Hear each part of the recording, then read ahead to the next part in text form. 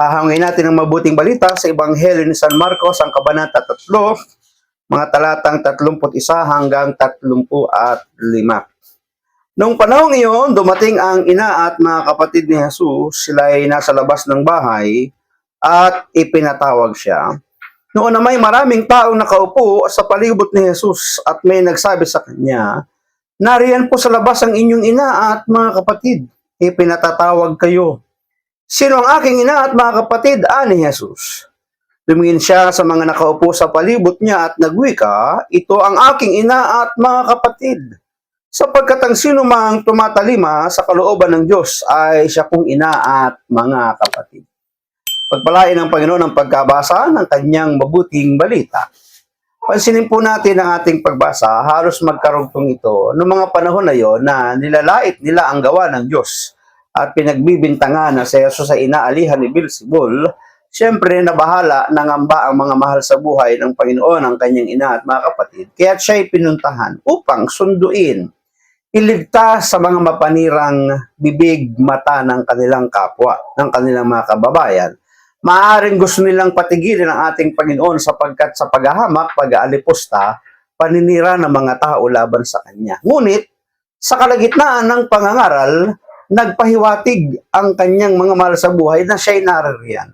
Na para bagang sinasabing, tumigil ka na muna kasi hindi na maganda ang paratag sa'yo, hindi na maganda ang pagtingin sa'yo.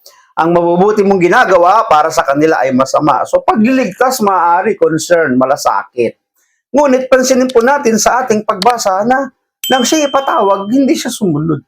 Masuwayin ba ang Panginoon? Hindi. Alam natin na sinasabi na ni Jesus sa pasimula pa lamang nung siya'y nasa templo, nung siya'y bata pa, nang siya'y sunduin ng kanyang mga magulang, ay sinasabi ng Panginoon, "Hindi niyo ba alam na ako ay dapat na nasa bahay ng aking ama?" So yung gawain na iniutos sa kanya ng Diyos sa pasimula pa lang ng kanyang edad ng kabataan, ay gusto niya ng pasimulaan. Ngunit siya'y sumama at umuwi sapagkat sa kanyang murang edad. Pero sa mga panahong ito, siya'y nasa hustong gulang at pangangaral na ang pangunahing misyon ng ating Panginoon ay sundin ang utos ng kanyang ama. Ang alin? Ang dalhin ng mabuting balita ng kaligtasan, mabuting balita ng kagalingan, mabuting balita ng pagpapalaya, kahit na anuman ang isipin ng marami laban sa kanya. So hindi niya pinuntahan, bagkus sinasabi pa niya, "Sino ang aking ina at mga kapatid?" Sabay turo sa kanyang mga alagad, sa kanyang mga tagasunod. Ano ang sabi niya? "Sila ang ina ko at mga kapatid sapagkat ang sino mang sumusunod sa kalooban ng aking ama, ang siya kong ina at mga kapatid." So tayo pa lang ngayon sa ating kapanahunan ay itinuturing na pamilya ng ating Panginoon. Itinuturing niyang ina, ama, mga kapatid kung tayo ay sumusunod sa kalooban ng kanyang ama na siyang ating Diyos. Puntahan na po natin ang pagninilay, ang susing salita sa ating pagbasa. Sapagkat ang sino mang tumatalima sa kalooban ng Diyos ay siya kong ina at mga kapatid. Sa unang tingin, parang binabaliwala ni Jesus ang kanyang sariling ina at mga kamag-anak. Oo nga naman, parang binabaliwala. Kaya lang, sa kasagsagan ng pangangaral at pagtuturo ng ating Panginoon sapagkat limitado ang kanyang panahon ng pananatili sa mundo, kailangan pa ba niyang pagbigyan sila nung oras na yun na tumatawag? Napakaraming panahon para makapiling nila ang Panginoong Yesus. Pero sa kasalukuyang siya'y nangangaral, time out muna, pause muna, diyan muna kayo, distansya muna. Ito yung priority. Yun yung maaaring naging dahilan ng ating Panginoon. Ngunit kung pagninilayan ng mas malalim, hindi naman niya sila itinakwil.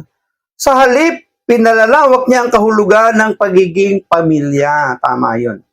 Itinuring niyang pamilya yung mga alagad niya, yung mga tagasunod niya. Maraming mga empleyado, marami na mamasukan, maraming mga nagtatrabaho, mga nasa bahay, gardener o kaya driver, housekeeper, na sa katagalan ng panahon ng kanilang pagsiservisyo, ang turing na sa kanila ng kanilang mga amo ay pamilya.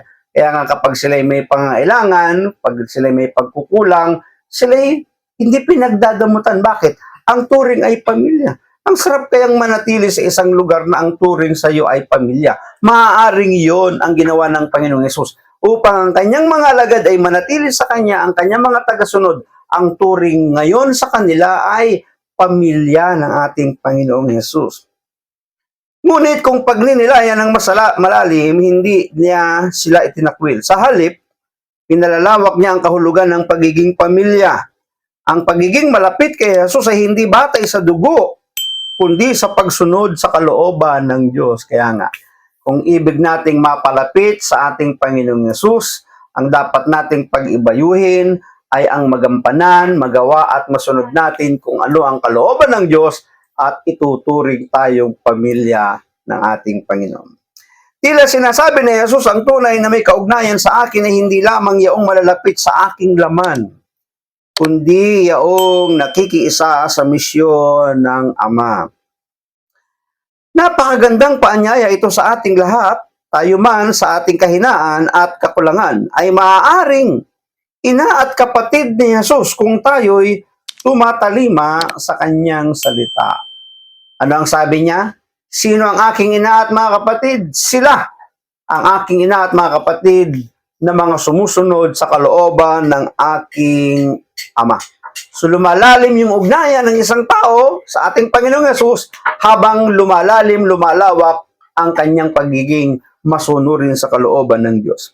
Sa Ebanghelyong ito, hinihimok tayong suriin kung ang ating pagiging Kristiyano ay nakabatay lamang sa pangalan o panlabas na kaugalian.